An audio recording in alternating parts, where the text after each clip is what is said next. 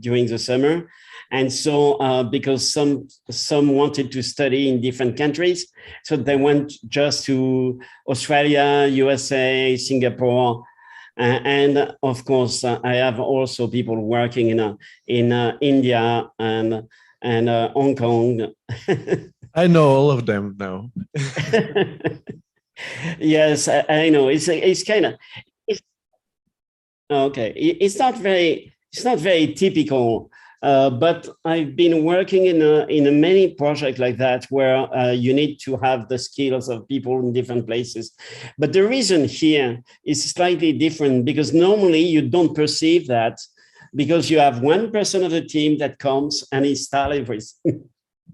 So you're not in touch with the others. So it looks more transparent and you think, oh, that's magic, that works. Actually, in times of pandemic, it's not possible to do it that way. The reason also is that when you come from Europe to Hong Kong, you have 4 weeks of quarantine, which you come for 3 days and then you stay 3 weeks in an hotel and 1 week at home. Okay. We have green certificates now, so the things are easy for people that are vaccinated. So it's a bit easy. Yeah, but it's not enough here. Yeah. Not only you have to come with all vaccines and antibody tests but you have to do the tests every 3 days for all the time of the quarantine. So this is, but of course, the consequence is that we have usually something like 2 or 3 cases a day imported, not from Hong Kong. Yeah. We present your work the day before yesterday in the Gallery Credo Bottom, and I have to apologize because a few people was confused thinking that this is my performance. I would have been interested in seeing your performance. Do you? But I heard it was not recorded. That's a pity. I would have loved. Yes, yes. We was actually also sorry about that. We didn't manage our streaming schedule, and we even, it was some sort of improvisation. I just decided to present the whole project during the opening to the guests, and the impact was performative. Yeah. I would have loved to. But you do the same, probably. Do you have some people, or you by yourself? Did you present the opening? Yes. Do you go through the whole process? Yes, yes, I do. I do that very often. Not if there is a talk that is planned, it's mostly to come and talk with the people that come and explain to them what they wouldn't understand immediately. But yes, of course, I do it all the time. I did a performance which is recorded. We did a performance with all the team, so you can see most of them. It was a concluding program of the real-time conference. I think it was in Los Angeles, something like that, in June. And we made a performance, a kind of fiction of the Neurodesign Lab. It was not as good as I wanted because we didn't have so much time to prepare that. Because they say I have to give a talk, so I prepare a talk, and they say, oh, they published everywhere that it was a performance. And so I had to convert in 3 days a talk into a performance, what we did. It could have been better. We will practice. We have 1 more week, and we have a quite good team of volunteers that are are fascinated by your work, and they go into the details. We have, unfortunately, some technical issues. In 3 days, of talking to a performance. Huh? What we did. It could have been better. Interesting. We will practice. We have 1 more week, and we have quite good team of volunteers that are fascinated by your work, and they go into. It's the metaverse that is activated. The past hit us. Yes. So very complicated, and a bit fragile system. Actually, we get your SSD that you sent, so we will try to install it. We have some fatal errors yesterday. We will try to fix it. Yeah, usually this doesn't happen if we come with a computer, you know. You come with a computer, everything is installed, and that's it. Yes. And everything is compatible. So you have the right CPU, the right graphic board, the right, and you know, with PCs, it's always a combination of many different elements that are supposed to be compatible. And they are not 100% compatible. So it's not that it's fragile. It has to be double checked at the beginning with all the right ingredients, and then it's pretty stable. We have a permanent installation in the lab, and that's very convenient for the people who come. Okay, so what should we do? Should we just the 3 of us, or the 4 of us? We're 6. There's a few 6 more people over there. Oh, okay. Maybe they could come closer so I could see everybody. Oh, yeah, yes, I didn't see you.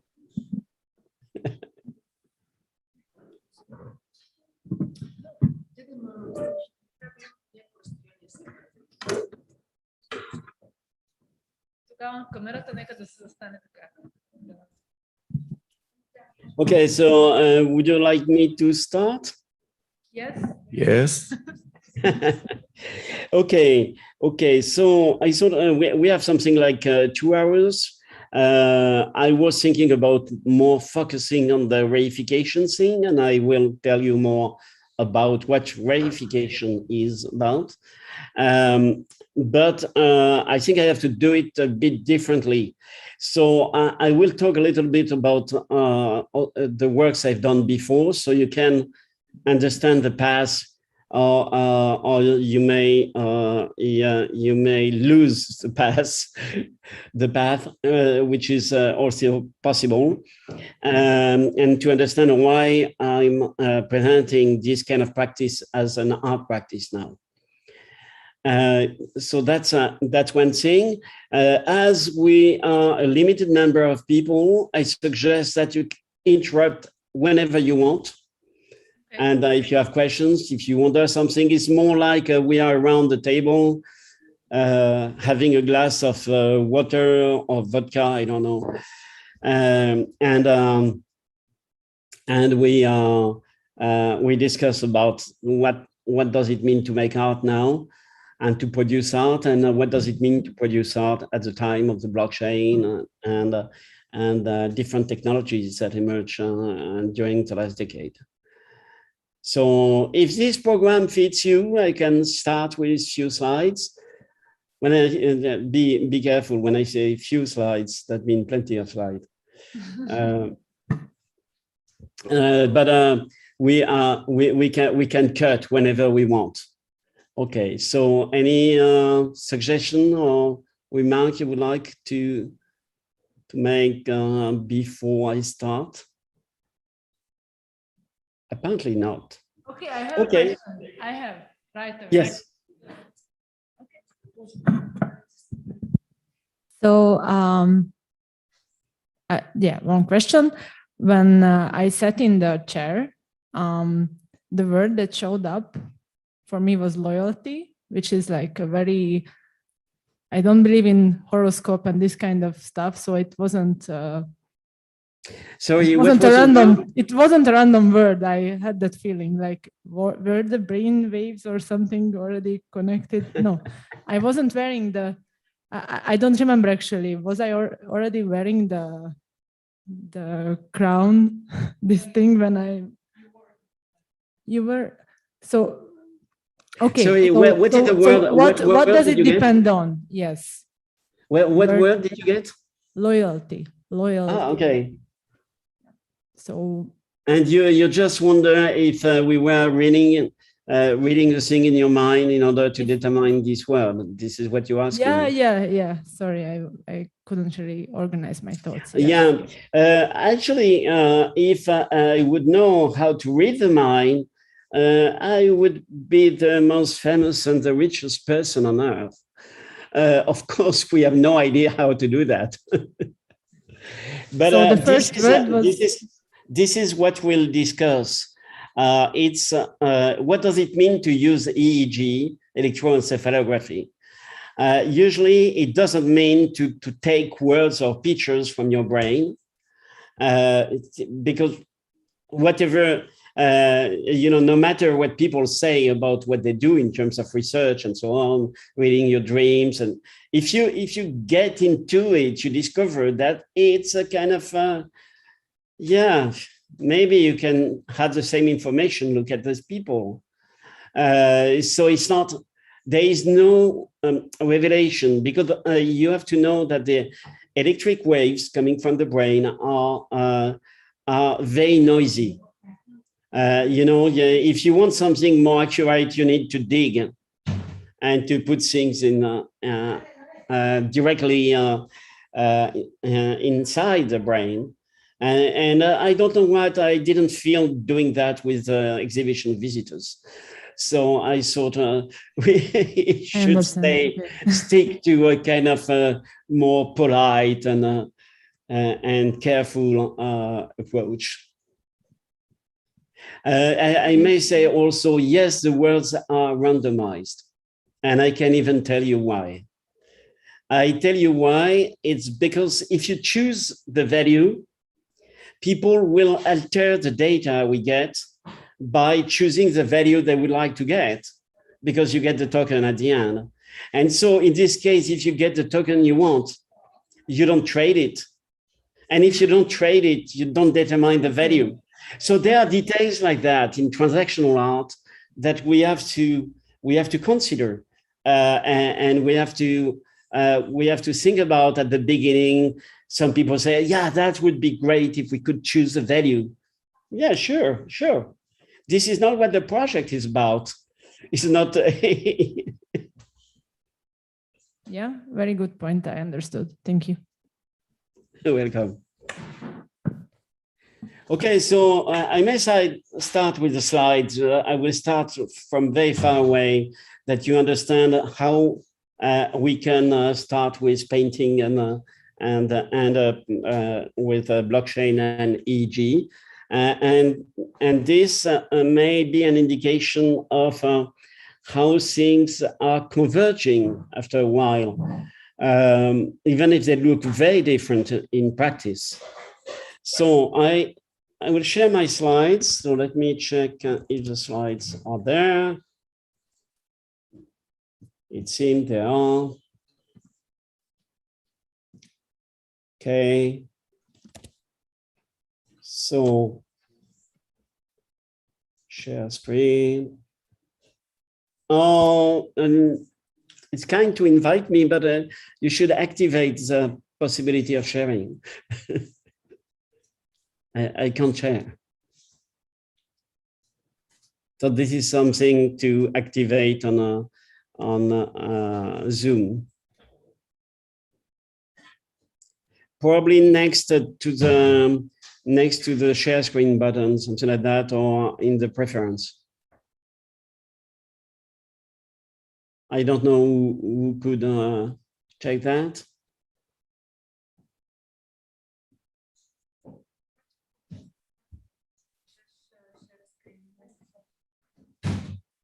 Anybody is trying to figure out how to make the share? Yes, we have one guy here, technical support from Institut Français, and he's doing this right now. So any minute you'll take this co-host rights in order to share the screen.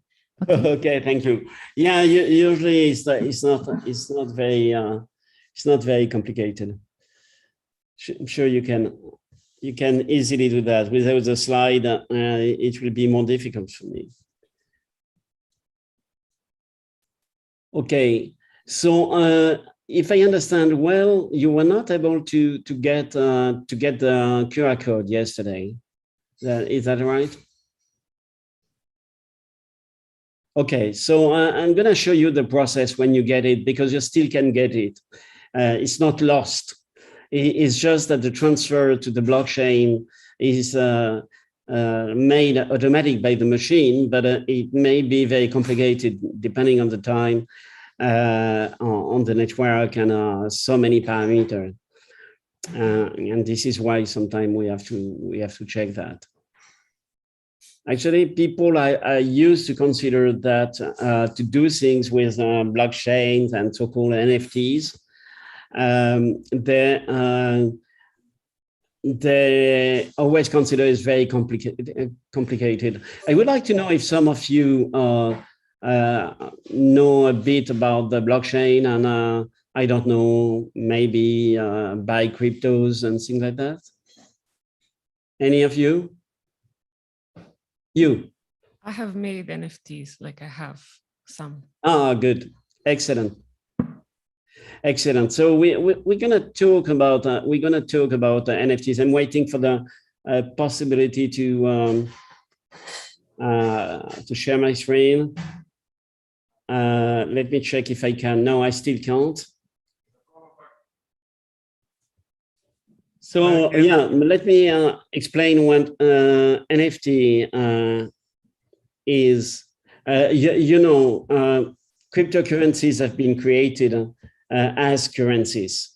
So when you have a Bitcoin, the Bitcoin has a certain value, and you can buy other currencies with your Bitcoin, or you can sell it, and the prices change all the time. But you can also sell 0.13 of your Bitcoin, and this is what we say it's liquidity, so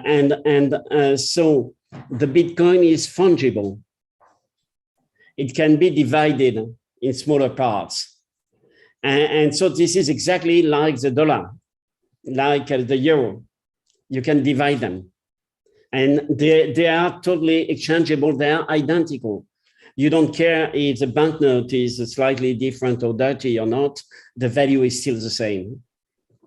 And so that's what makes the NFT different. So the non-fungible tokens are tokens, so it could be coins, that you cannot divide, you cannot reduce, you cannot cut a part of them.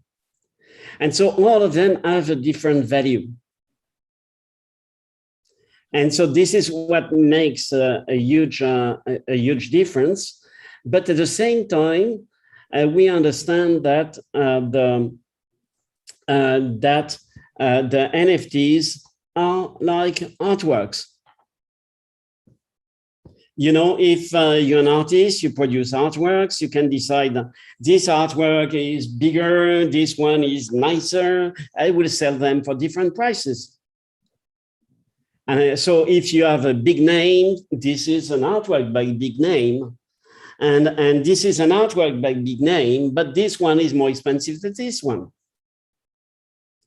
And so typically artworks are non-fungible, except if you consider you can cut it into pieces and try to sell separately. What people did in Israel for different reasons than just monetary reasons was mostly for political reasons, usually.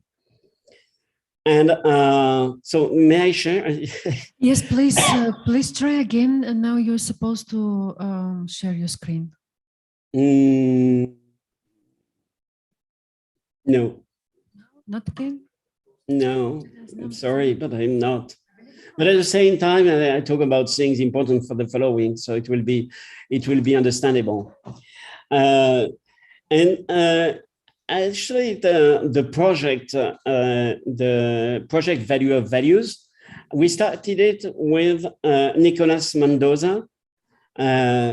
Nicolas Mendoza, I was chair of his PhD examination panel. And he presented a thesis about blockchain and Thai amulets. So you may ignore what are the Thai amulets. So they are made in Thailand. They are sacred by the priest, by the monk, and the value comes from the monk. And this value, you can sell it again. There are collectors, and they do plenty of things. But you have the monk with a string here going to the amulet and giving the value to the amulet. And so he made the full thesis about that. And he started with a quote by Sal Randolph, who say, Sal Randolph is an American artist from New York, who say that she has the feeling that artists are like little countries. And when they produce their art, they mint their money. So and the value of their art and the value of their money goes up at different speeds sometimes, but it's very comparable. And this comparison is totally is very important, because then you understand that if there is a money that it works exactly the same way than art works or the art market, it may be interesting to connect them. And so we decided to start, I proposed to Nicolas to start an art project that was an extension of an existing art project called the Brain Factory. And I proposed to make a version where the result would be NFTs. Of course, at this time, nobody talked about NFTs. It was 3 years ago. It was not as trendy as it has become. But it was not about NFTs. It was more about giving the artist the possibility to use the market in a way that was kind of independent compared to what we know. So this is what people say when they say that is decentralized. It's not held by banks, but it would be delusional to consider that it is not controlled by other people. So you see the big now the market of NFTs is exploding, and you see that the highest prices are actually during auctions by auction houses, which is pretty equivalent of what we knew before. Actually, there is no difference.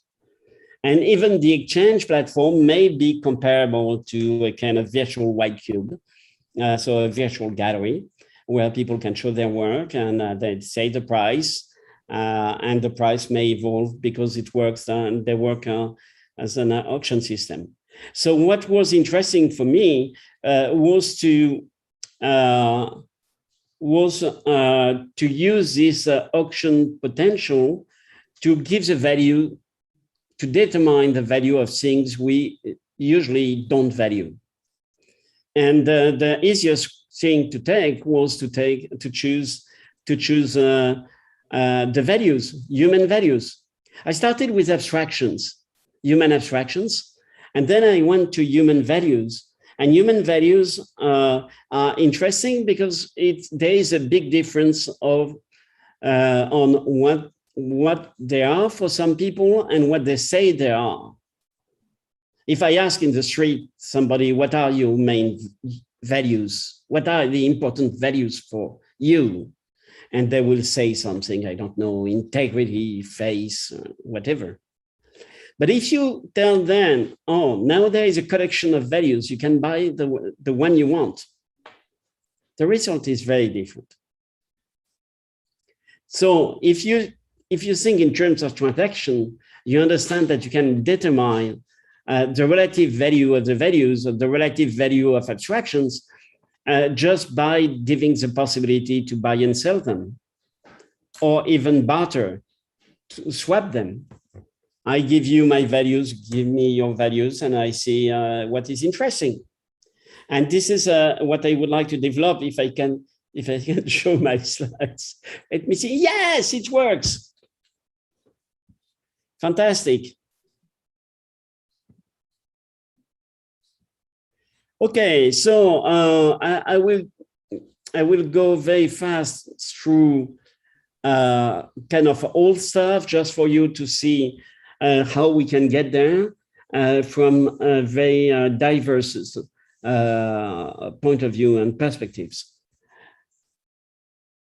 So I started mostly to use, after doing painting and so on, I started using video, and I made a lot of video about artists. And recently I did this one about Buren, because I made an interview in '81 and I found the video last year. And I thought, oh, I did that. And so I made a new editing. People started to talk about my work more at the end of the '80s, when I created a company called Zeta Production. And we started making what became the first TV series made of computer graphics. So I work with François Skeuten and Benoit Peters, what are comic artists and designer and philosopher. And we did the Quarks. That was in very early 90s. The pilot was in '91 and the series '93. And this was presenting invisible creature discovered by the cryptobiologist, comparative cryptobiologist, comparative cryptobiologist, yes. They would discover their elastofragmentoplasm, the pneumochrome, the spirotermphage, the reverse toconocycline, the electricia, the millifolio, and so on. So, of course, for me, what was interesting was to wonder how the realism that made possible by 3D computer graphics could be used to create fake science. And the scientific that comments with the voiceover is very arrogant. And make a lot of mistakes and interpretation. It's all about this ambiguity in science between what you discover and what you can say about it. So you can see the series on YouTube. It's not difficult. You will find it. But of course, something was missing, because I really thought about the quarks are creatures that could be everywhere around us. So if at this time it would have been possible to do augmented reality, that would be perfect. But it was not. And of course, I was interested by the fact they could appear, change, move, interact with the people. And so I needed this to be rendered in real time. And this is how I started to work with VR and real-time graphics. And so in '95, I did the Tunnel Under the Atlantic. It was between the Pompidou Center in Paris and the Museum of Contemporary Art in Montreal. So the Tunnel Under the Atlantic was these two devices that were actually made to hide the projector because they were not very powerful at the time and still very expensive. And I gave the public of both museums the possibility to dig both sides in order to meet. But the obstacle was actually the cultural obstacle. A space made of blocks of images coming from the past of both countries. And people would go through that in order to meet the other, and it took 5 days before the first meeting but in the same time, they could move inside. They could talk with the other, and the voice gave the direction. And at the end, they could see the video of the other. So as you can understand, it was something like having a video chat inside VR, what we still don't really know how to do. Yes, it's possible. It's possible.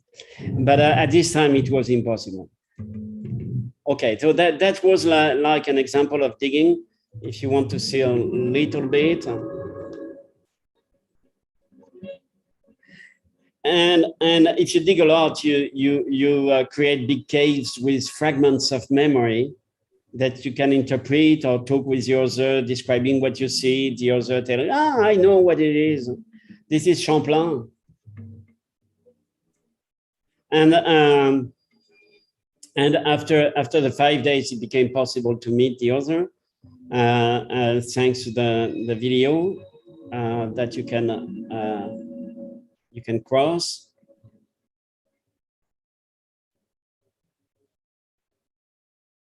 So you see the digger is at the place where he digs, and this is the first meeting after 5 days.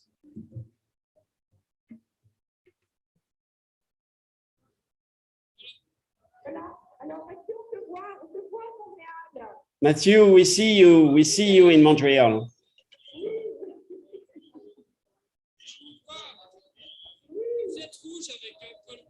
He replies, I can see you, you're dressed in red with a white color. So there are two things to remember. Of course, it was not a performance to glorify information technology. It was kind of opposite of that. I was trying to make obvious the fact that people are interested by being connected to each other, to know each other, more than transmit information. This was not the so-called information highway some people were praising and promoting at the time. And I was talking about the fatigue dimension of communication. The fatigue dimension of communication is the fact that you establish a contact and you maintain the communication. Something like, hello, can you hear me? No, I can't hear you. Oh yes, now I can hear you. I can hear other people around me. Yes, there are plenty of noise. That's terrible, yes. Yes, so yeah, I'm calling you to tell you that I'm really happy to talk to you. Yes, and I would like to be able to hear you. So we do exactly as we said. Let's meet tomorrow, as we said, okay? Okay, thank you, goodbye. This is purely fatigue. That means no communication, no transmission of information in the process. And this is what the social network have become. Sorry, I have to close the door, otherwise we'll...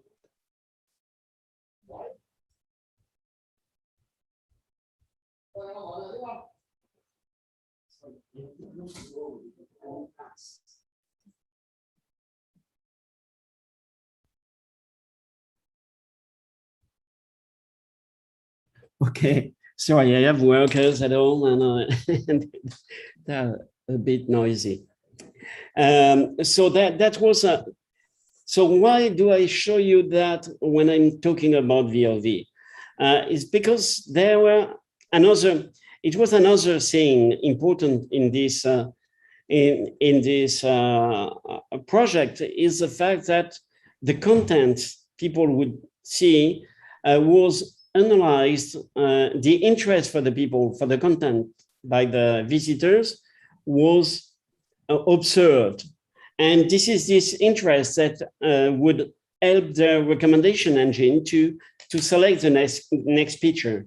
So not only the architecture is a result of the digging, but the content, the organization of the content is a result of what people do and how they are interested in this content. And so this is a beginning of a series of works I did about behavioral analysis and then behavioral design as well, And this is why, of course, using EEG became a kind of logical approach and the process of having an evolution of content. And so another aspect of this project that is in the value of values is to consider that the artwork is a society of agents. In the tunnel, there is a librarian, an architect, a video director who make a full 20 hours video recording, a photo reporter, and a composer that generated the music automatically. And so all these things were made by this collectivity, by this group of people, virtual people, that were actually the artwork. And this is what I have developed in some other project later. And this is very obvious in Brain Factory and the value of values. And so I started to work on other projects, a tunnel around the world that came after. I'm not showing you that. Just Dig It was 20 years after the tunnel. We celebrated the skeletons of the original tunnel and presenting other tunnels like Color Tunnel, Border Tunnel, and the Paris-New Delhi Tunnel that happened in '97.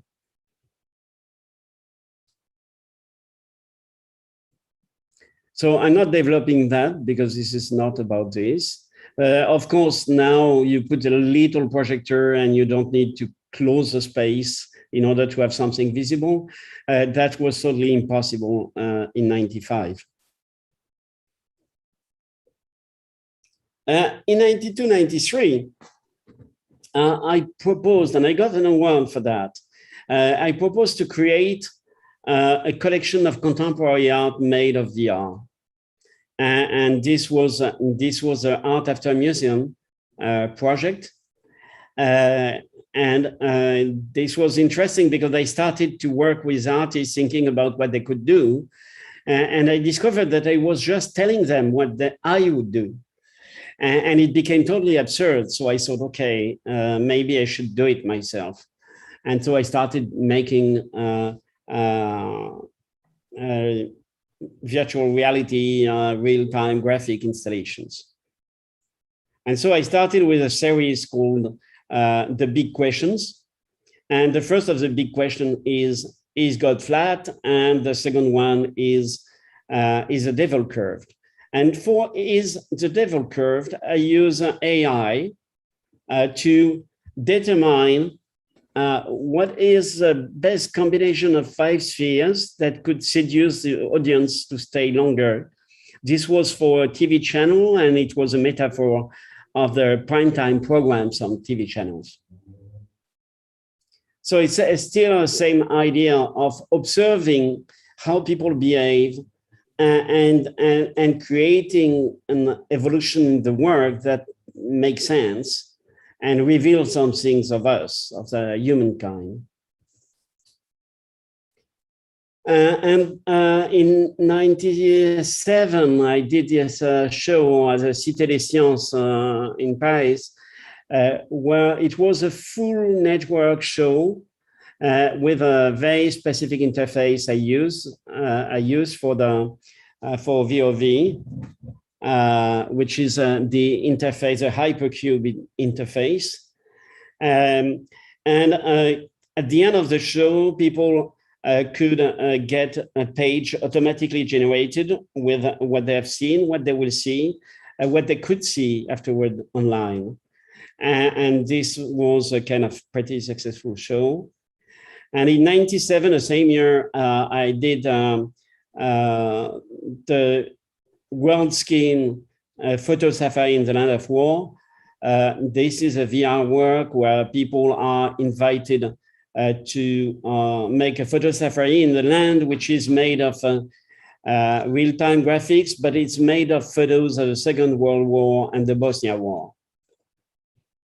And so they have photo cameras in hand, and when they take a photo, what they take is removed from the scene.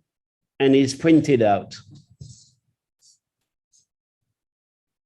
So they can go away with what they have taken, the skin of the world, but they are ghosts that remains and remind them of what happened. And so this was made, this was commissioned by the Ars Electronica Center in Linz, where the Ars Electronica Festival, so he got the Nika. But you have to imagine what it means to present this work in the city where Hitler, when he was a kid.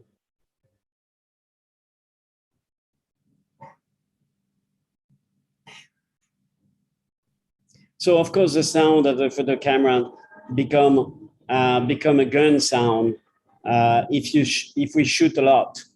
So the term shooting we use for photos and for guns makes plenty of sense. It's kind of a pretty intense experience.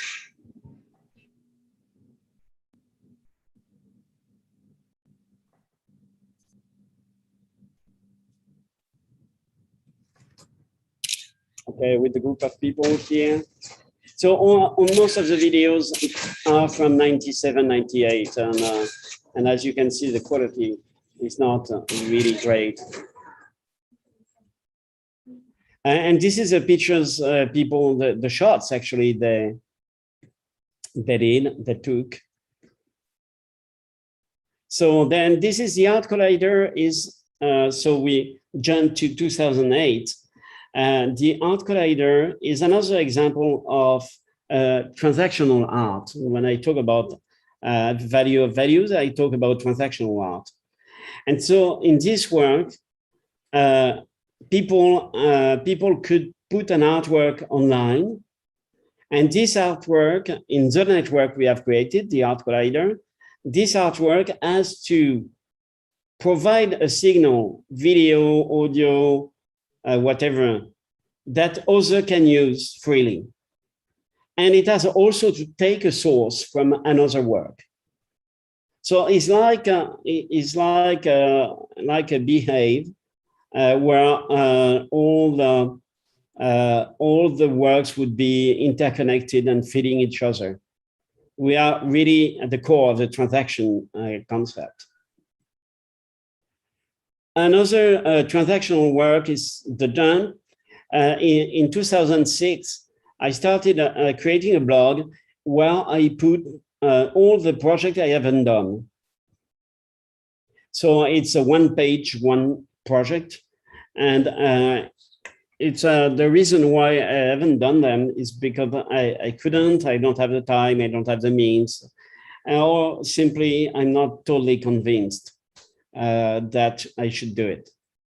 And so I thought about this when I came from an exhibition, a media art show, where I was impressed by the number of works where I thought, why do they do that?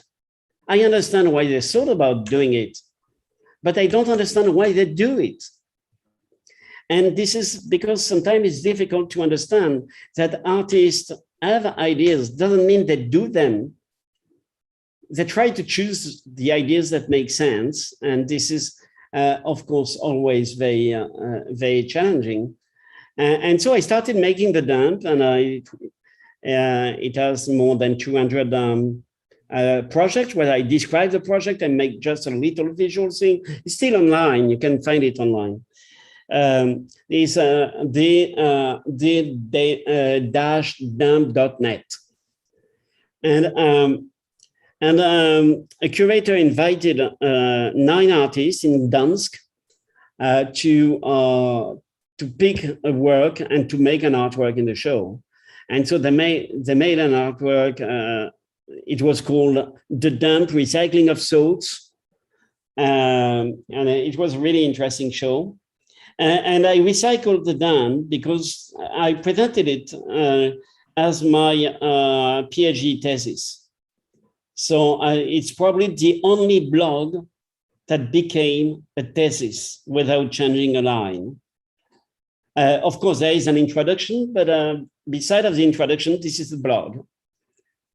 And it was presented in La Sorbonne, and there is a full defense, unfortunately, in French, but it was in French, with a lot of audience and an interesting examination panel, international examination panel. So why I say this is linked, is related to a value of values, is because it's all about transactional art. It's all about, it's here, so anybody can take it. Anyway, if I present an artwork, anybody can get inspired by the artwork. So if I haven't done the artwork, people can take it and do it, and I'm happy. And that's it. And I say I have no right on the result. And this is another way to make transaction. And I did also the permanent exhibition in the Arc de Triomphe at the top that has been partly destroyed by the, no, it has been completely destroyed by the Yellow Vest 2 years ago or 3 years ago when they got into, but it was supposed to be the permanent exhibition, so it lasts 10 years. And I did a series of work called Mechanics of Emotions, and now we come closer to the subject. So Mechanics of Emotions, it's a series of works where I replaced the stock market by the emotion market. And so I created a market of the emotion. I started measuring the emotional state of 3,200 cities around the world. And I did plenty of artworks, and one of them was Emotion Forecast that was presented in Paris, New York, Melbourne, Berlin, Sao Paulo, I don't know, 15 cities, where I said, I told what is the emotional state of the cities today, tomorrow, and the day after tomorrow. Of course, there is some irony in the fact that I say what will be the emotional state of the city the day after tomorrow.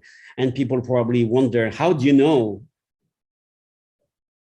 And I was just thinking, why do people think it's always the truth they see on screens or on paper? And so, of course, my aesthetic model, I don't know if I have a bit of that, no. My aesthetic model is Bloomberg TV. So we have a lot of things scrolling, and you can see the video online. It's very easy. I presented that in New York with another work called Occupy World Screen. Occupy World Screen, sorry, in 2012, where I put side by side the emotional state of the cities and the stock market. Some going up, some going down. And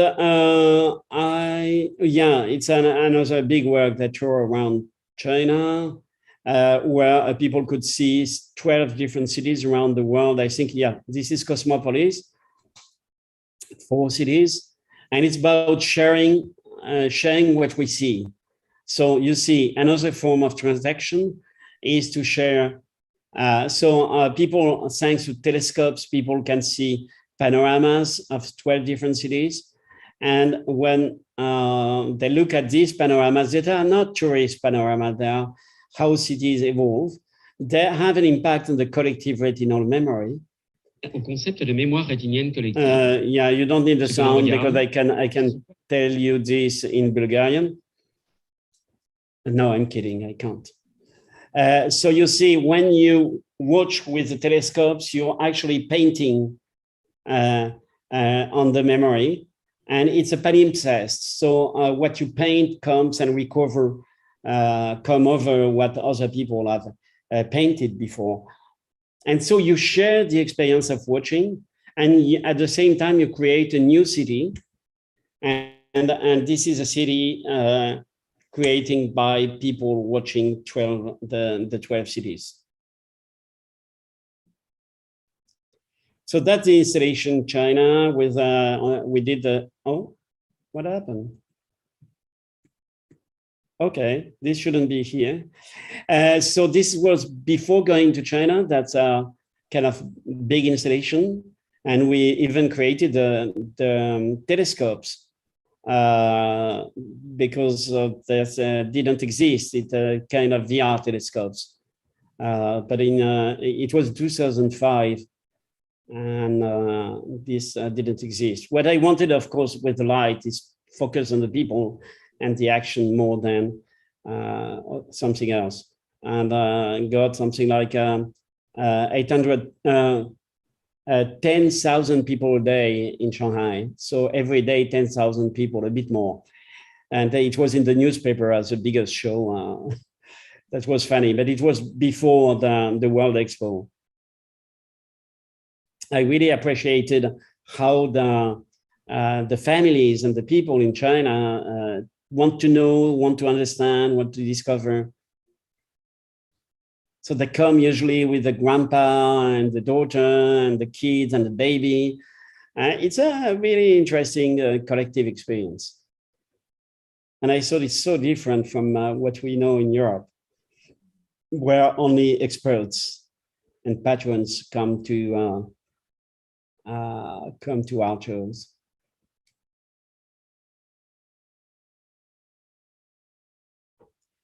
Okay, so that's another installation where I converted the people in Shanghai, from Shanghai, into QR codes, and so then they grow. They grow and they become the city. So it's a bit complex. It's an urban installation. You may find the video online as well. And so I created the Open Sky project and the ICC building in Hong Kong.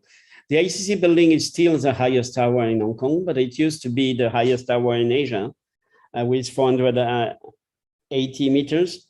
But it was also, I don't know if it's still the case, but it was also the biggest urban screen in the world with 70,000 square meters. And I had the possibility to invite artists and my MFA students to present their work on the tower. So that means they could have something like 1 million people watching at the same time, or having the possibility to discover this happening.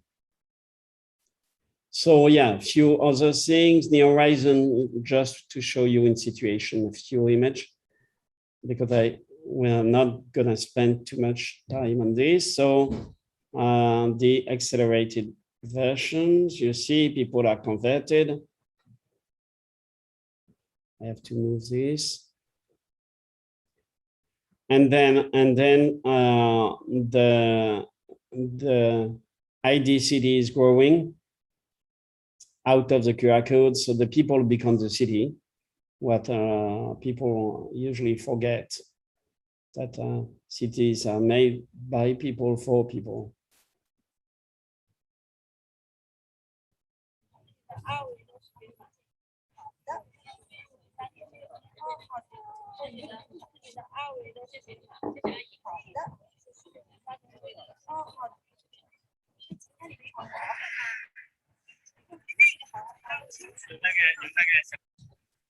So, okay, you see more or less the thing. I stop here with the ideas. And then we arrive to the brain factory. So before we start with the brain factory, I stop sharing. And I would like to know if you have some comments or something to say. You will see the link after. This may look a bit spread out.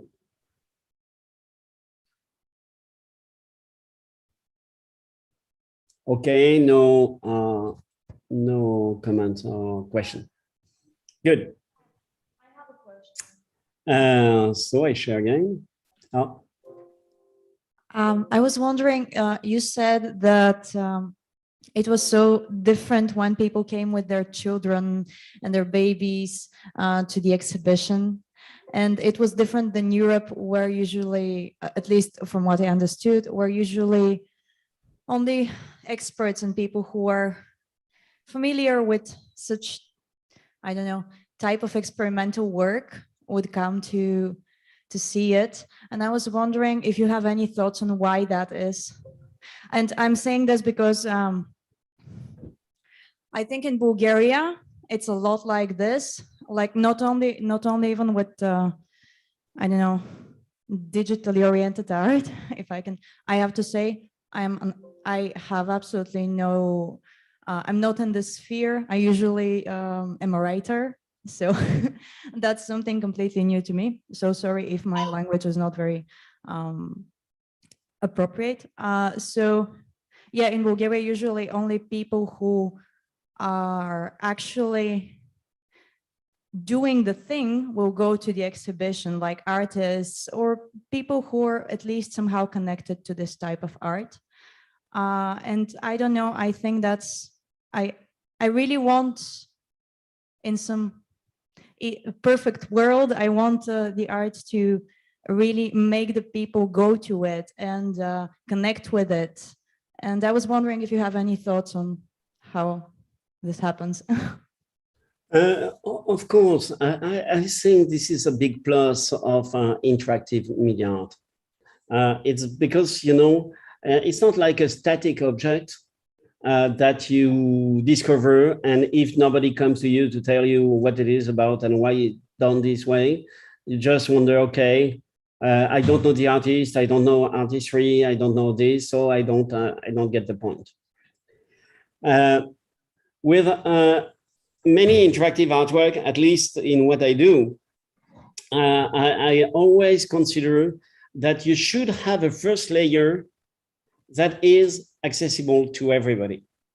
Something people should start, you know, the tunnel, people just came and they had a joystick and they could go forward. Looks like a video game.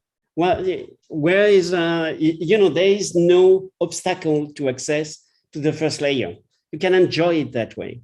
And that was the case also with the big question and so on. People really enjoy the fact to interact, and that's the first layer. Then if they want to know more, they get into it. They may ask questions, they may read, they may try to figure out why it happens like that. And this is why sometimes they have to wait a little bit and to see how people react and what's going on from out of the interactions sphere bubble. And so, yes, this makes a big difference. So it's also a cultural difference. I think it's the idea, you know, the art galleries, there are plenty of people who don't dare opening the door of an art gallery. They just consider, oh, it's not for me. It's like going to a luxury shop, you cannot afford the content. So you know, you say, okay, it's not for me. It's nice Ferrari in the shop.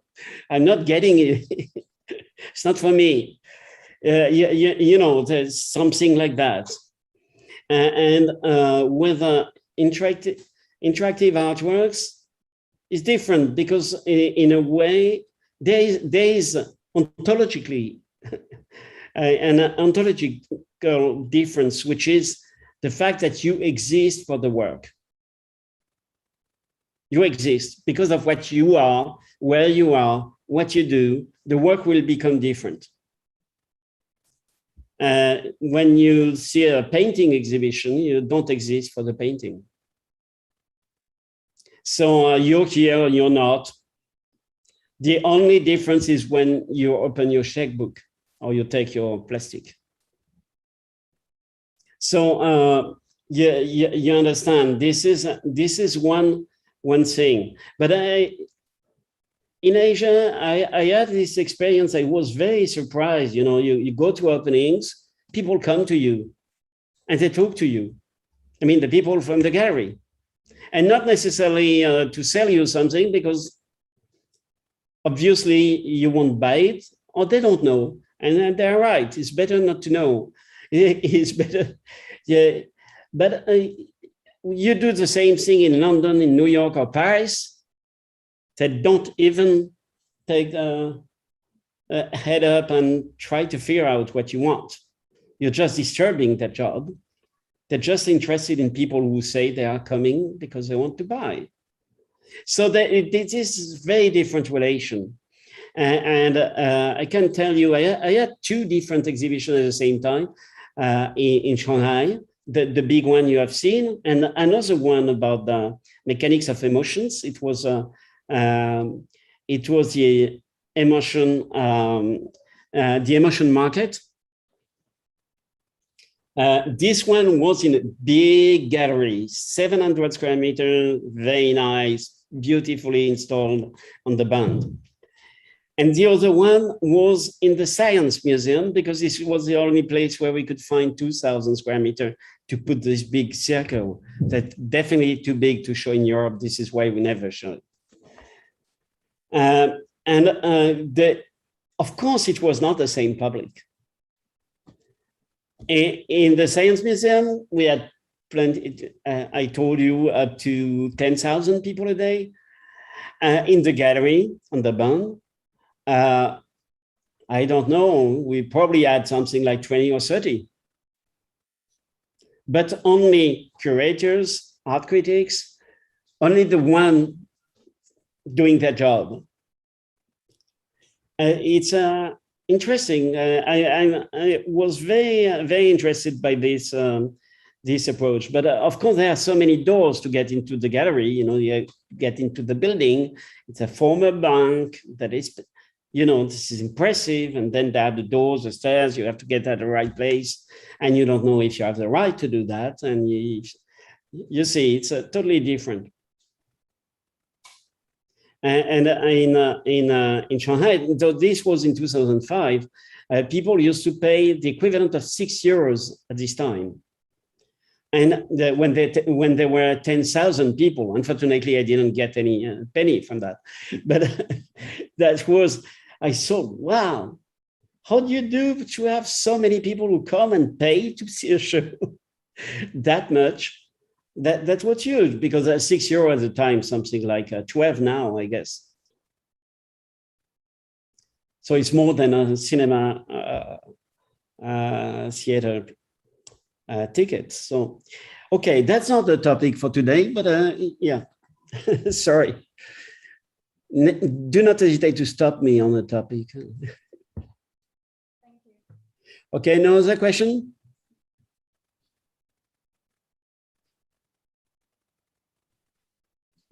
Okay, so we start again. So now we get to the point. This is where I started on this project, on the Value of Value project. I started with something called the Brain Factory. And the Brain Factory is coming from a more theoretical consideration, which is the fact that if we think about some big trends that seems to have crossed the humanity, you know, the humankind, for as far we can see, hear, read, discover, understand, is what I call sublimation and reification. So sublimation is, you know the term coming from chemistry, expressing that a solid, a stone, for example, could become a gas without becoming water in between. This is sublimation. And this illustrates for me an interesting phenomenon, the fact that we try to find equivalences in objects and matter, and this equivalence changed its form until now. So let's start with, you have chicken, you grow chickens. You're 5,000 years ago, something like that. You grow chickens, and you would like a sheep. And so you have to say how many chicken for one sheep. And so you have to count them. And so the equivalent, you have to find an equivalent. So you start with shells or with stones, you put in a bag and you have to write something. So there are 5 in this bag to say this is the amount to buy the chickens. And then this number, it's important to know it's 5, but you want to say it's 5 chickens. So you have to find something to say chicken. And so you replace everything with a kind of equivalent in terms of words. And you divide the words in letters in certain culture and not in others. And numbers. So numbers become words, words become becomes the things. And then if we keep on wondering, yes, but all the things around us are made of something even smaller than the value of the shell or the calculus, the stone. It must be an equivalent, and people like Democritus saying, oh, if there is just one unit that seems to constitute all the universe, should be called atom. So the atom was an interesting explanation. So we would have atoms everywhere. And now we know we can still divide the atom. So that's another question. And then we have been looking for other equivalents. So in the semantic dimension for things like words, we would like to convert that into yes, no, that we use for electricity. The current goes on, doesn't. And this, of course, is why we use a binary code in computers, because the only thing we know about computers is how they do that, yes, no. And so we had to convert everything, all the words, the letters, the numbers into binary codes. And so this is apparently very convenient. And so we convert everything around us with this binary code. So we convert the pieces of furniture around us. They are designed on computers, so we know exactly everything about them, and also the room and the building and the streets and the cities. They are on computers. And the weather around that is also on computers. And the people, what they say, what they think, where they go, what they else, this is on computer as well. All this is converted into a unit, which is this binary thing. So I call that sublimation, the fact to start from the materiality of things and convert that into data.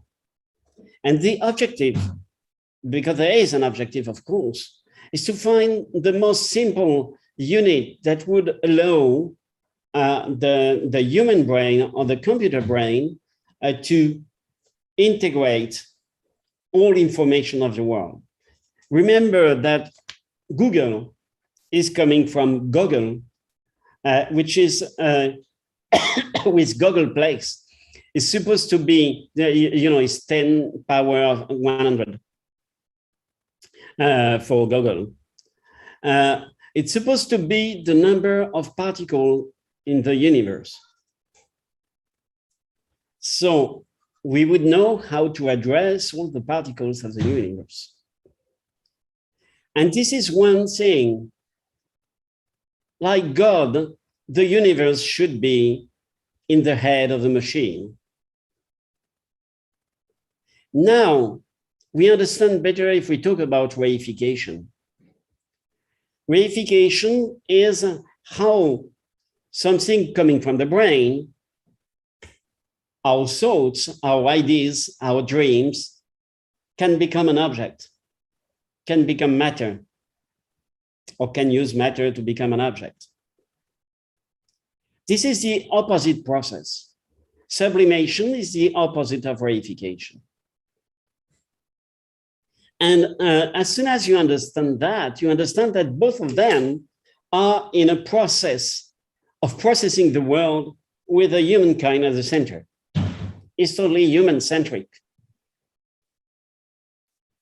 So this is probably part of the Anthropocene. And of course, it's related to how we projected this power, this knowledge, this capacity of doing that into a figure, into an image or an idea, which is God. Because when we describe the history of humankind in things like the Bible, we describe a process at the beginning, which is very close to this one. And this is something we have to consider, to dig, to polish. And so this is how I was interested also by the origin of the term reification. You know, it's coming from res reis in Latin, meaning the thing, the object. And Marx has been working, and later Lukács have been working on the concept of reification, considering that it's a process where people convert everything they believe in, everything important, into an object that can be sold or bought. And this is a base of capitalism. So for example, you think love. Oh, love is something fantastic. Immediately somebody tells you how to reify love. Love is a diamond on a ring. So love is a diamond on a ring. Yes, and the tail of the diamond is the size of the diamond is the size of your love. Oh, okay. But of course, we admit that it's proportional to your revenue. So let's say if you pay 2 months of your revenue to buy a diamond, that means the maximum of love you can offer. And so you have you get married, you have a family, you have kids, and you think, how can I show them my love? And so you buy a big house, and you buy a big car to go to places where they love to go. And all this thing is actually putting you far away from your love, because you have to work more to pay all these things that maybe you don't need. And you even don't remember why you do that. You even believe you do it to impress the neighbors. But at the origin is love. So the convertibility of values is a very important and decisive issue. And this is why I thought, okay, we should start with something. And so we started with the brain factory, so data versus matter. And it became this process where people are facing a screen and can interact, and I will tell you how. Okay, maybe this is the time I have to explain how we interact. So as we know, we cannot see the image in your mind. I thought about something kind of liquid, something kind of permanent motion that would be like the idea in waiting for a shape, waiting for a form. And this thing in evolution is the evolution is based in a kind of natural evolution, like a living being evolving in a certain kind of environment. So when you wear the headset, you are not sending an information which is totally defined. You just react to, yes, I agree with this evolution positively, or I disagree. It's yes and no. So for example, if you think about freedom, and the shape is something like that. So you disagree, you don't feel it, it's not freedom. And when you start doing that, oh, yes, yes, yes, do it. Okay? And actually the computer is a biofeedback loop. The computer tries to figure out if you're saying more yes or no, and to modify, to alter the evolution of the shape according to that. And this determines what will be the shape at the end of the process, which is a 8-minute process, including 2 minutes of calibration. And this shape is defined by a series of descriptors and numbers. And these descriptors and numbers become the DNA of the shape you have created. And so the next one that will work on the same value or on the same attractions here, imagine it's space. The next one will inherit what you have defined as a kind of a primitive form of DNA of abstractions of shape. And then this form keep on evolving from one person to another. And this is why the result is not your result only, but it's a result of a series of people proceeding the same way. And so for the brain factory, before value of values, we started reifying literally the form, the shape. Yes, boss, please. Thank you. Yeah, it's starting to be dark here. And so we use 3D printing, and this is actually the shape of freedom. And this is some other 3D printed shape that has been created during the first years of the brain factory. So in the center is desire. I don't remember what the left one, but I like desire. So the scaffolding thing is actually coming from the printer. It's not something that has been designed, but it's the best way to show how the shape is in space. So now we get into value of values. Do you have a, let me stop because I really would like to have more feedback from you. How I can get this? No. I lost my cursor. That's happened very often.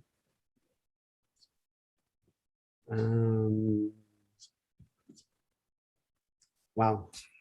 If I do that, yes, I get it back. Okay, so I don't know. Any comment or anything you would like to say about what we have been talking about? So about the calibration phase, you said, so I remember that I had, so I put the device on and then I had to put the little ball next to the, so can you explain to me how this works? What does it do? Like, why did I have to do this? And how do you calibrate? So how does this work? We consider that for each person, there is a different way to emit the brain waves and maybe also to express yes and no. So it's kind of easy. The ball that is round, if it's come toward the center, you think, oh, yes. Okay. What are you doing? Come back. No. Okay. Yeah, I think it's one of the best inventions of the project. I'm very proud of it. You need to find something that you're not asking the people, please think no. What? You know, you have to create a situation where this happens. And so this is it. So the second part is more checking if it's okay. So if it doesn't go to the line, that means we have a kind of blurry perception of your yes, no. I know it's not easy to go to the line. Wait. So the second one is whether you calibrated me correctly or? No, the second one is a validation process. So the second one, you have something very simple to do, which is to move it to the bottom, and this is where we check if what we did before worked well. How do you check? If the ball doesn't reach the line, that means our understanding of your yes/no is so-so. And then how does that influence the rest? It doesn't. Okay. Yeah, you can tell people, oh, you can choose, but if I don't choose, it's not a problem. Take something. It's not because people have the possibility to choose or to decide something that they will do it, or if they don't do it, the world keep on turning around. Yes. I have a question.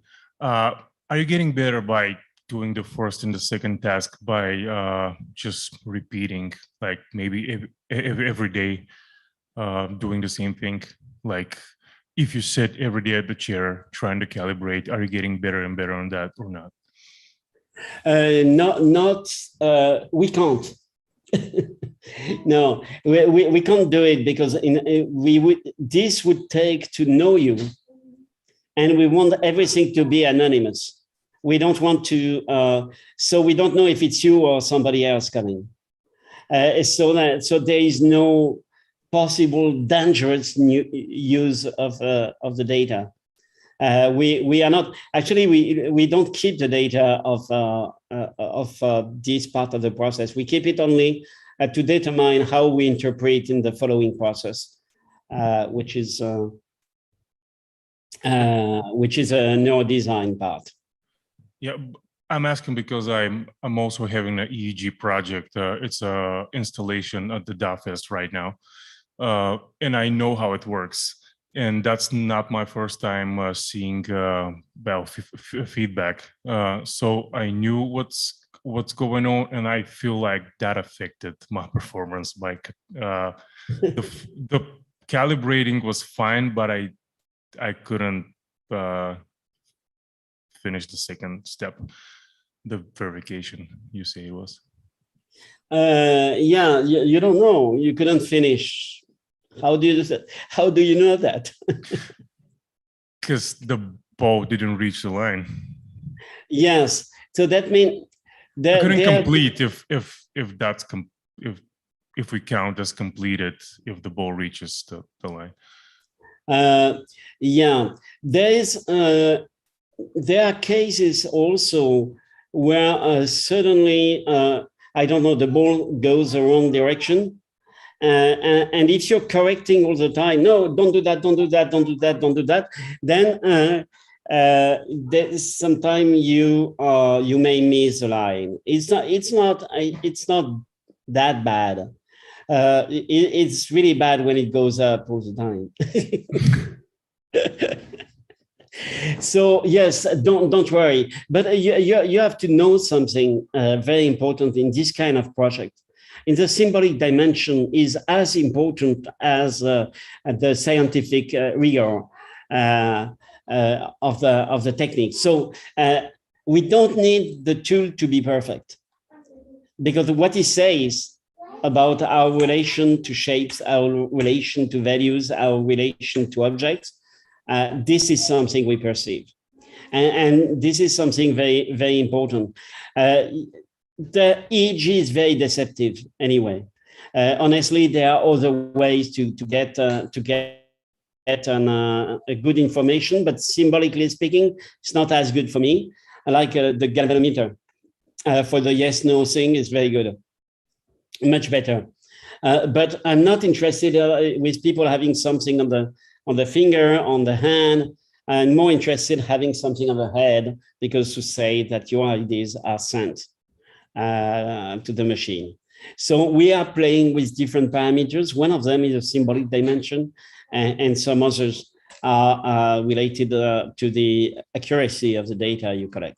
But you're not collecting data on people, you're collecting data on transactions, which is different. Thank you. But,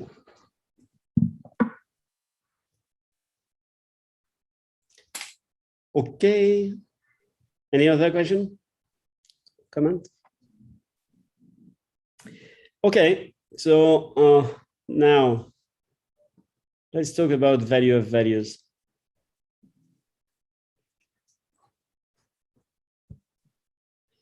Okay, so value of values, that's the evolution of the brain factory.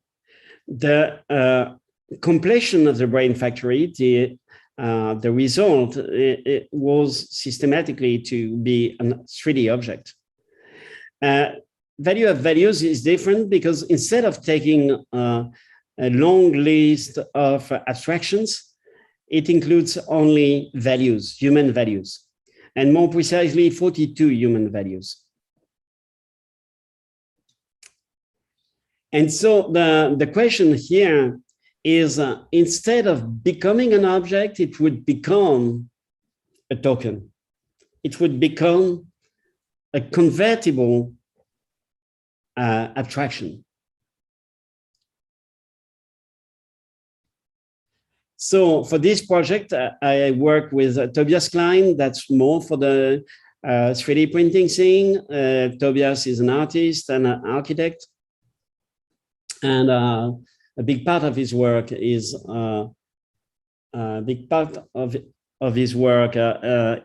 about using 3D printing.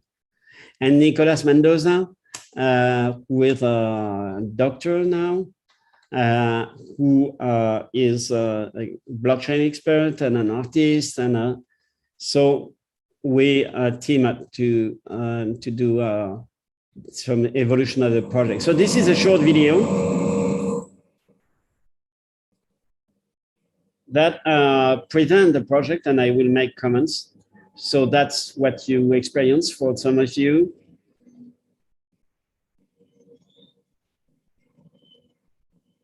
So the idea is to say that the human mind is actually the ecosystem for values and for abstractions. This is where they live. And so the evolution of the shape is the evolution inside the ecosystem. And this is why when you read the word, you feel that there are things that work better than others. So people coming to the show become brain workers. This is why at the end they are paid with a token, or they should be. And the idea of having a kind of factory creating values, converting values into objects and into shapes is, of course, another metaphor. So the previous one was in Taipei, Mocha Taipei, and this one is Guangzhou for IZEA 2020. And so at the end of the process, you are supposed to get your token, your QR code, and then you scan it. So you have downloaded not downloaded. You just go to the website and you take the web app, and the web app will allow you to collect, see your collection, and swap. For example, you change happiness for art, democracy, and fame. And this is the offer you make. Some people may pick it. And this creates a transactional poetry. So when you give peace for money or happiness for art, it becomes automatically a sentence like this: purity or trust, make a choice. That are ethical statements based on the transaction you have proposed. So it's not an abstraction. It's not randomized. If you give money to get love, even if there are tokens, this has a meaning. And so on the website, you can see the relative value of the values. And they can be ranked in a way, and you know what is the median, the minimum, and the maximum price people are ready to pay.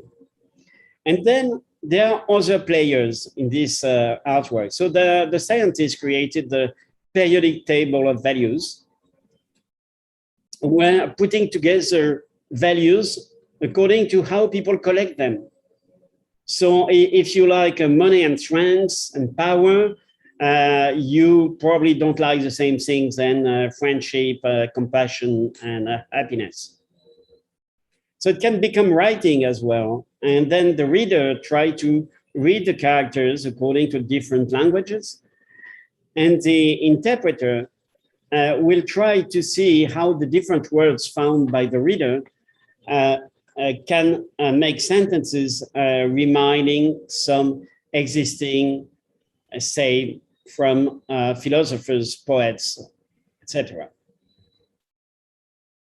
So the reification part, at the end of the process, your 3D model can be used either to produce, for example, like here, scrolls with the writing, or to make clothes.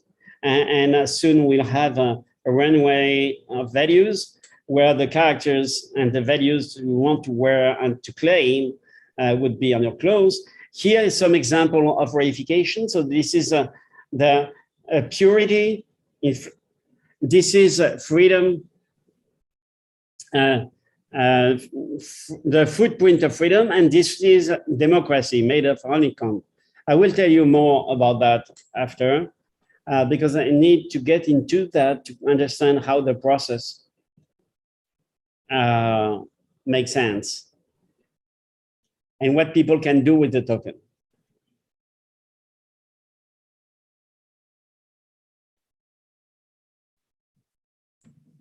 So as you can say, it's a global art project that mixes neuroscience, culture, 3D graphics, music, design, poetry, economics.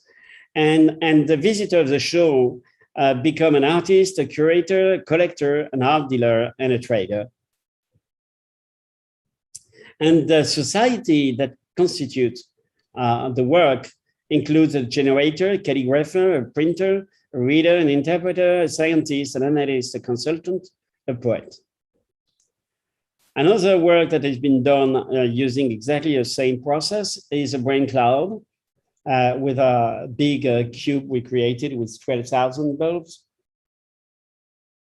And on June 2019, we officially launched the IVO, which is the initial value offering, the equivalent of what we call ICO in cryptocurrencies. And so journalists and experts came to see the launching Value of Values at the Art Center Nabi Gallery in Seoul.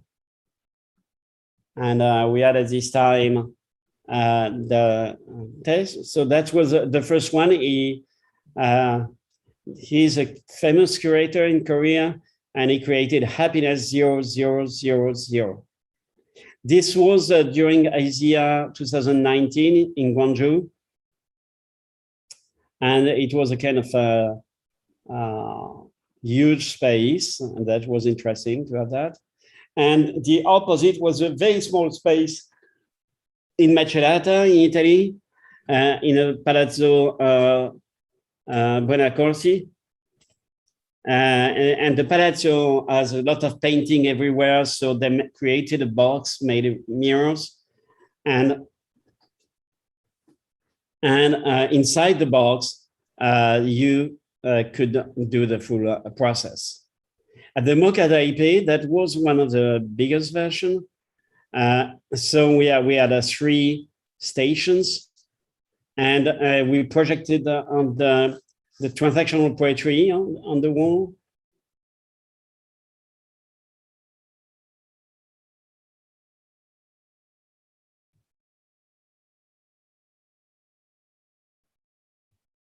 Nobody told me that, of course, justice was written in a reverse way, because it has to be seen by the person on the other side of the screen. Okay, so those are some verification. And so to explain the reification scene, you have to understand that what is collected with your token is not only a certificate of ownership, what people think of NFTs. Here you also have the 3D model. So you can, on your phone or on your computer, check your collection, and you click on what you have. If you have one token, you check this token, and you see download, and you can download the information about the token, but also the 3D model. And this 3D model, you can make object out of it. That's the interesting thing. You can reify it. And this object, you can decide to make an artwork out of it, or you can do something very simple. The most simple thing is just to put it in Photoshop, and it works immediately. So you just have to decide of the colors and what you want to do in the position. I use another software to make a series of what I call the 2Ds, two-dimension reification.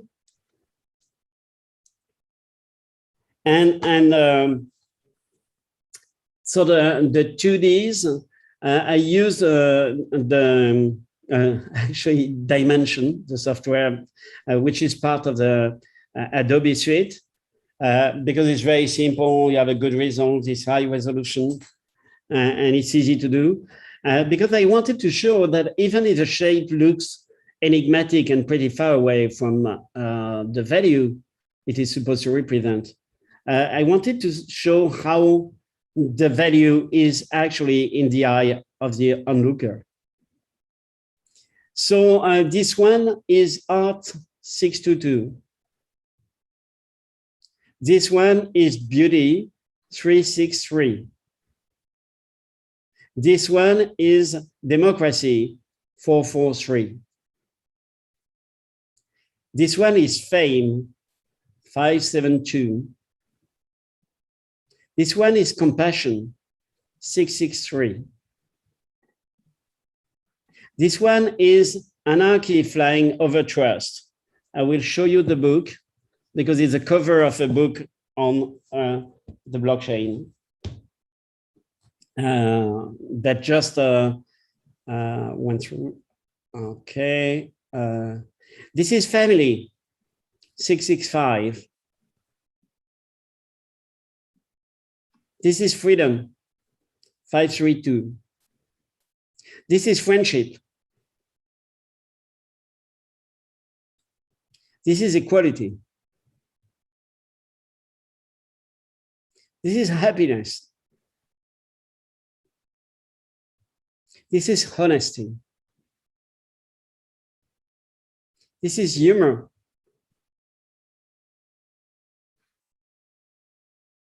This is Intelligence.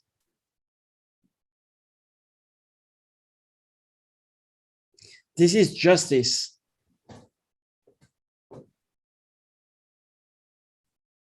This is Power.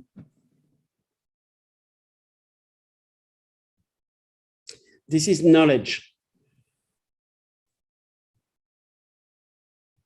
This is Kindness. This is Money. This is Anarchy. And this is Sex. So that's a series of 2Ds. But I would like to show you as well what was mentioned very quickly by the video. This is something with Tobias Klein. We tried to figure out what kind of thing we could do out of some of the models. So this one is Purity, and we thought, okay, it could be an inflatable sculpture. This is the footprint of freedom made into marble. And the idea is that if we collect the footprint of freedom, that means freedom doesn't exist anymore, like we would collect the footprint of dinosaurs.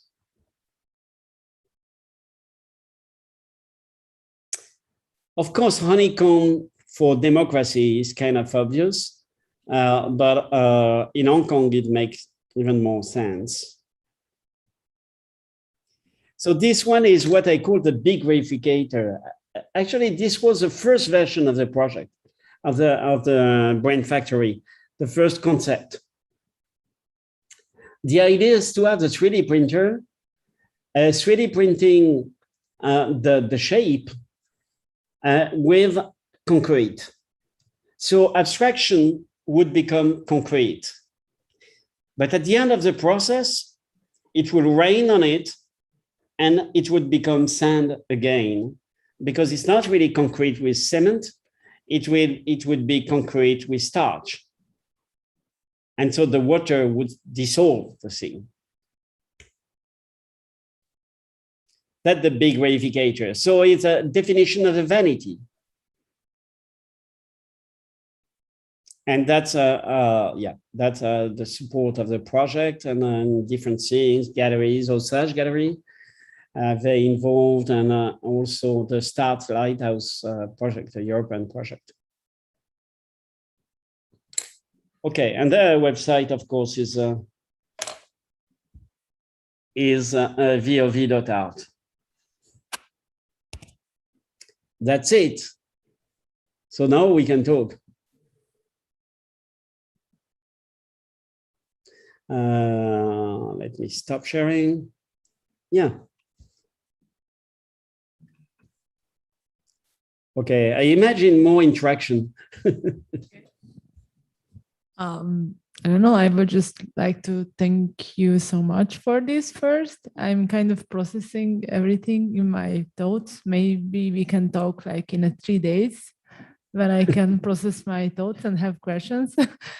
Or yeah, no, it's very deep and meaningful, and I can't wait to go back when the printing machine works and it's working already. It's working already. I'm going there ASAP. Yes. Yeah, I may show you how to get the model. It's very simple to get the 3D model. I will show you on my phone. So I have a question about your opinion on NFTs and putting them on the blockchain regarding environmental concerns. So I don't know, there's this topic that there's not environmentally safe, that we're using way too much resources for this. And maybe, I know it is the future, but have you ever thought about this? Do you have an opinion on this? Have you heard anything on this topic? Yes, of course. This has been an interesting, kind of funny debate. We can discuss about the environmental issue, about the blockchain. It's true, and about everything using forms of mining like bitcoins. Because this is where the problem is. The problem is when people buy 200 or 1,000 computers and turn them in order to get, to mine tokens. To mine, it's like mining gold. So yes, there is an issue. But if you check on VOV, value of values, we are on Matic. So Matic network is a layer 2 network, which comes over Ethereum. And Ethereum is the most convenient because, or thanks to the smart contract. So it's more than just a sheet of paper.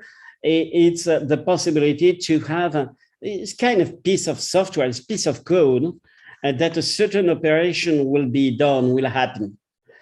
And the layer 2 thing is actually a way to combine many tokens in one operation to do the registration.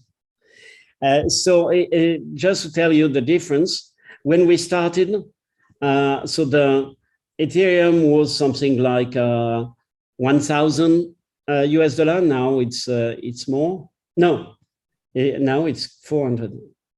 Suddenly, I'm not sure.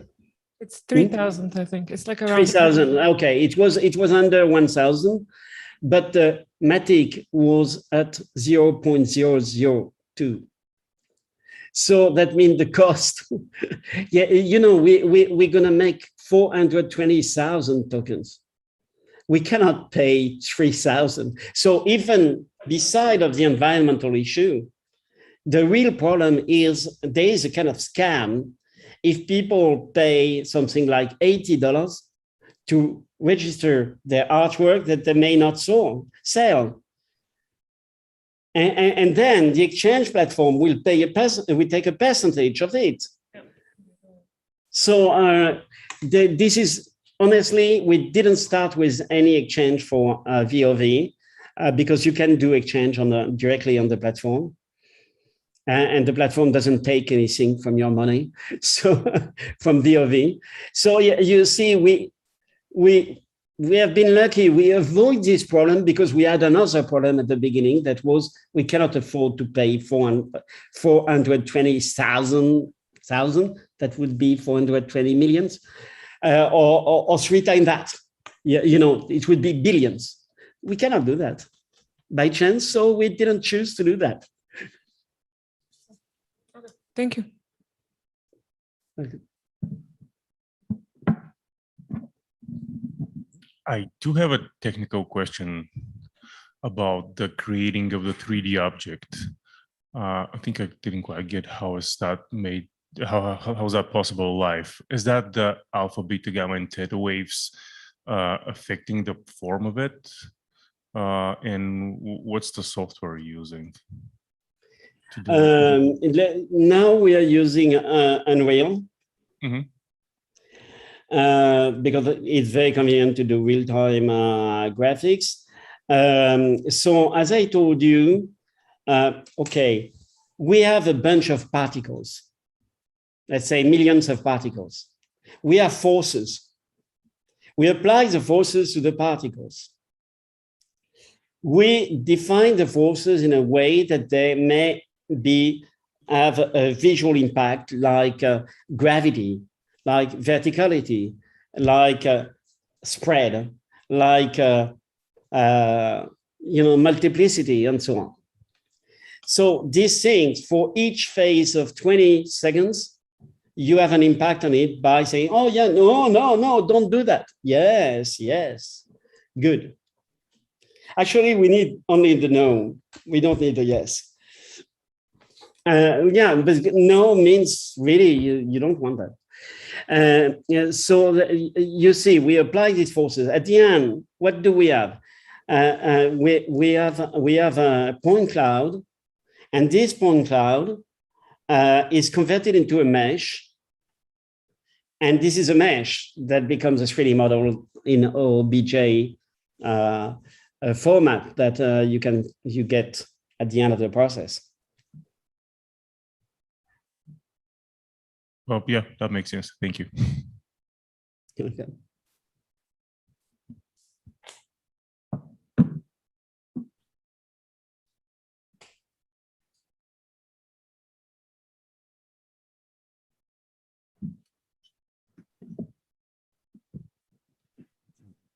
Hi, I wonder, could you tell something more about the process of monetization and the process of monetization of routine, of non-conscious activity, actually?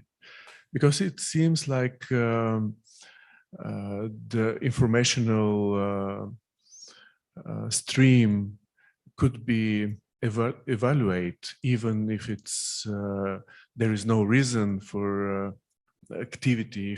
Even if you're lazy, you're also valuable in some cases.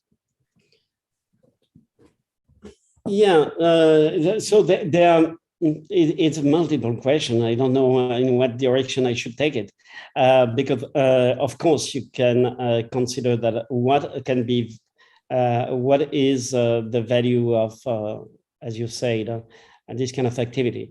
In my work, there are very often multi-layer thing. So I said one layer, for example, is the society of agents. One layer is about the sublimation reification thing. One layer is the status of the visitor that become artist and dealer. So one of the model, one other layer is also the layer of evolution principles applied to the art ecosystem and brain ecosystem as well. And another layer is about the free labor. Is the fact that people, spend their time on networks and produce something that allows some people to make a lot of money out of that. Well, by the way, they may also make money with the information they get or whatever the relation they create. But anyway, there is something there. This is to address this point that the first token that is produced during one session goes to the brain worker. So the brain worker gets this token. But actually, we want to address more of this question. And this is related to the art world and art history. When you produce something in art, you usually, you are inspired in a way by everything you learn about art, about what the other artists have done before. And so we have no way to pay back these people. And here, the next one that will work on the same value than you send you back a token. So every time you do it, you have 2 tokens. But you will get the second one later automatically. You don't have to claim it. You will get it. And so this is one thing. So there, in your question, we have to unfold the different layers of your question as well. And there is another point, which is, if I interpret well, which is, are we making money out of what people express, emotionally speaking or not? I don't know. Maybe you may precise this other aspect of the question. So I will go straight to the point. Otherwise, I can speak 1 hour on that.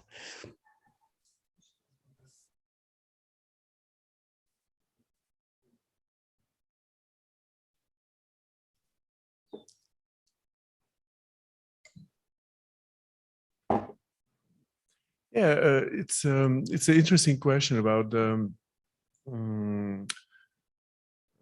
how we use the informational footprint that we all left in the network, how it's used, not only through your system, but in other systems. That I think it's a phenomenology, a new one, phenomenology that makes everything valuable, everything potential, everything has his own potential to be evaluated and monetized.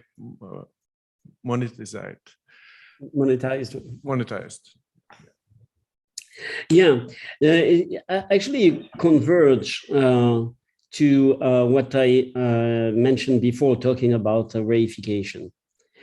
As soon as you understand that the reification allows to convert everything in the world into something that you can measure and you can exchange, the transactional evidence of the relation between things that seems totally disconnected allows to convert, for example, emotions into money, into cars, and cars into houses, and houses into flowers. I don't know.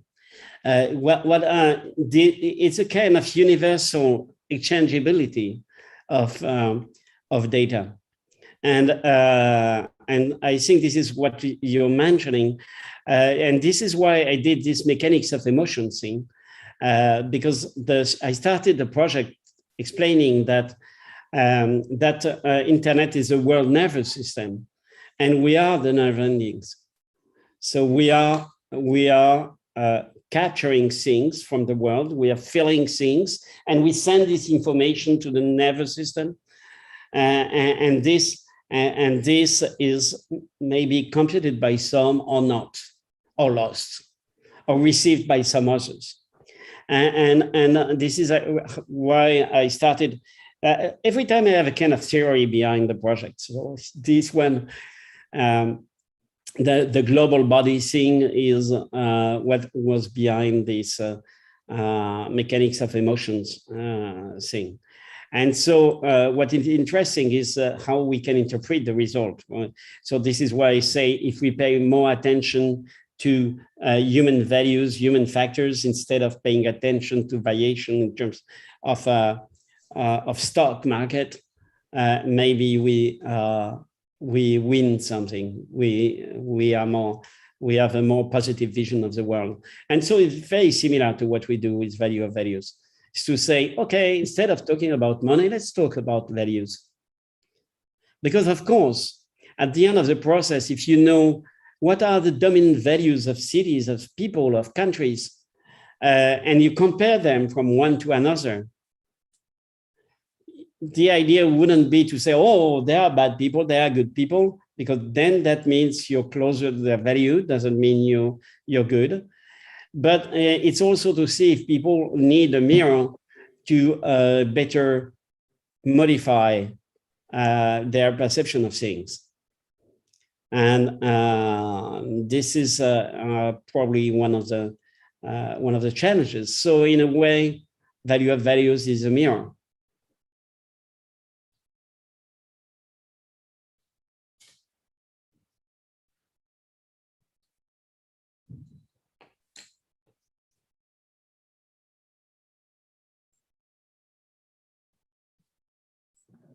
Thank you very much.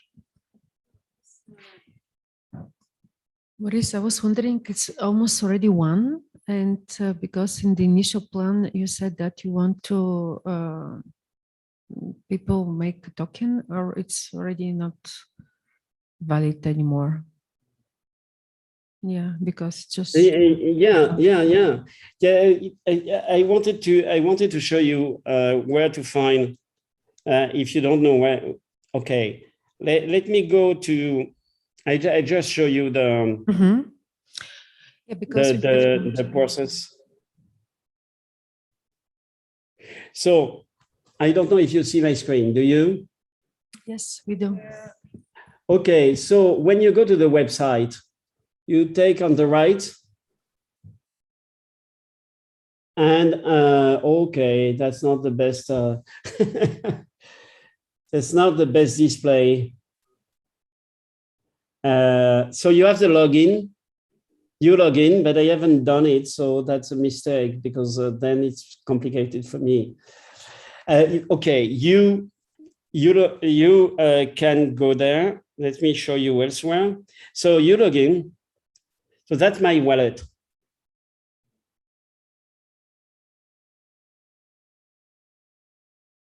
Okay, so you can see my collection.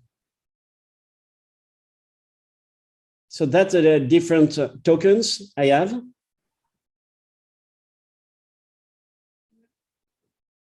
And I can decide to swap them, to transfer them to somebody, or to sell. When you swap, you've seen it's like happiness and love and money before. You can say, oh, I have anarchy. I don't want anarchy. I want love. And then it will generate transactional poetry, and you will get another token for that.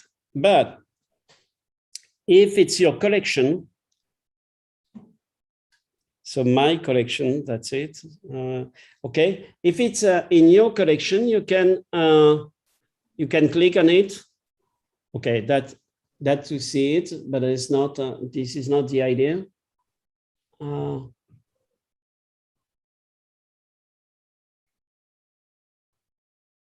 Why?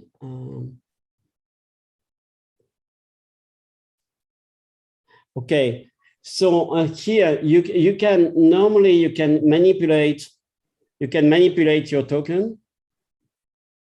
Actually, it changed the. I'm sorry, because this is the app. This is the Android app. Don't use that. No Android app. No iOS app. Use the web app, the one from the website, on your phone. Because with the phone, you can scan You cannot scan with you cannot scan on your computer. Okay, and here you have a little icon that means download. So Anarchy 14. Do I want the image? Do I want the 3D object? I click on that and I get the 3D object.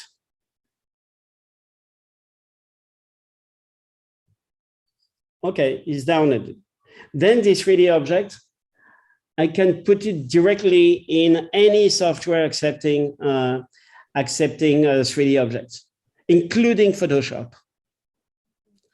Because some people seem not to know that Photoshop takes also 3D objects, that this kind of object, it takes it.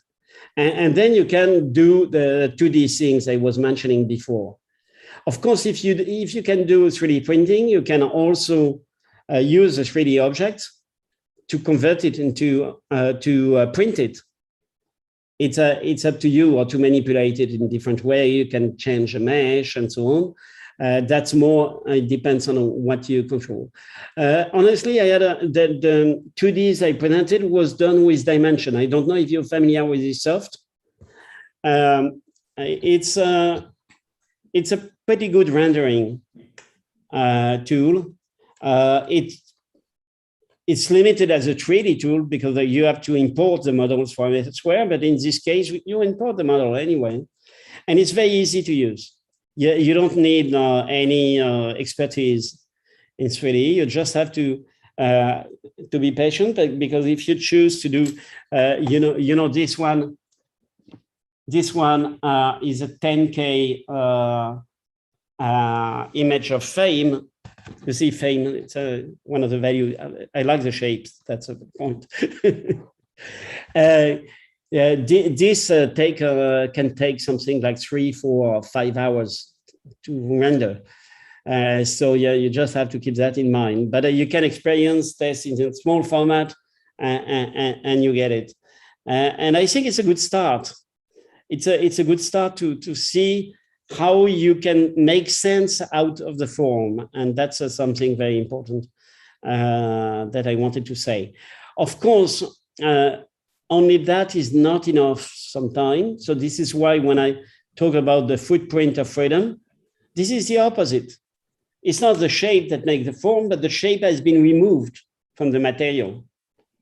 And so the meaning of the result is just not freedom, is the lack of freedom. So freedom has been removed. And this is why it's a footprint.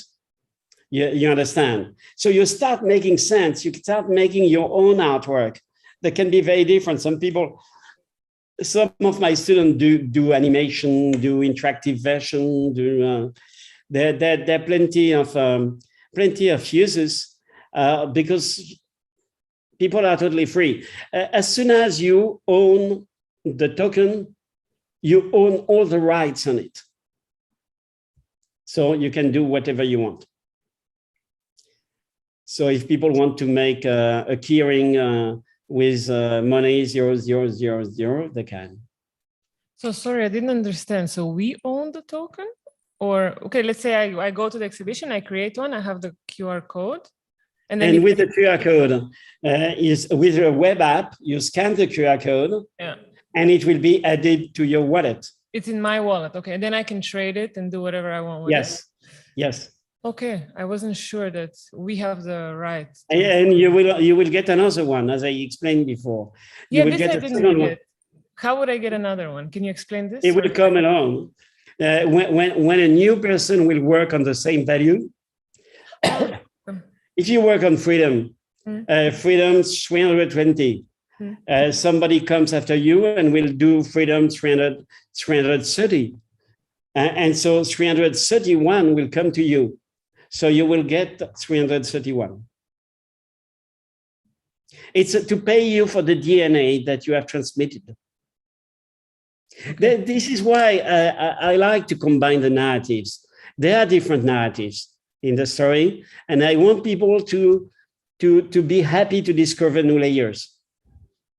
So now that I didn't get mine printed, mine is floating, and nobody has it in a wallet. Let's say, because I made one yesterday. Did you make a photo? No, I didn't. Do Like, you even if- remember the number and the value? Oh, I have a video. Okay. And I can check it. I can like on the website and yeah. Yeah, so in this case, you send me this and we try to figure out how we can send you the token. It's not so, I can go again today, but it's mine. Yeah. So I should claim it. Yes. Yeah, that's a good thing for the people who do the mediation around the piece. When there is nobody, they can make more tokens. Of course, that's or some people go without taking the QR codes. This happens. Okay, they can take it. So usually they have a nice collection at the end. We're going there now. It opens at 4. Oh yeah, now it is.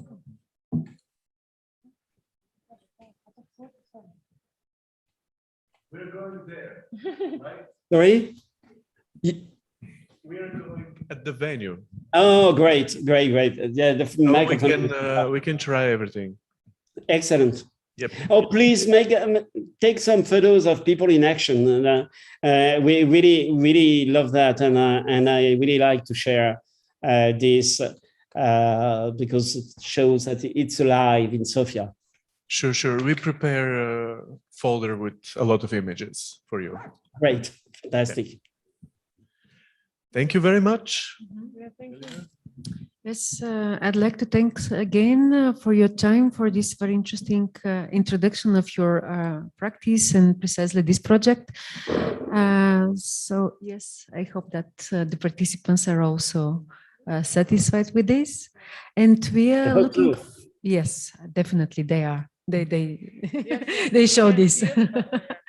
And we're gonna see you again tomorrow for this discussion panel, which is 2 p.m. Bulgarian time and 7 p.m. yours time. That's the one that is Let me later. check what I have. I would like to avoid any confusion. Yeah, this is it. Yeah, I checked this. It's correct. So we will send you the Zoom link later on. Yeah. Join the Zoom. Just one question. Am I supposed to prepare something, or is it a conversation? It's more like a conversation, right? Yeah. I can show something if you want. If you need, according to, if you want, I can show just the little video.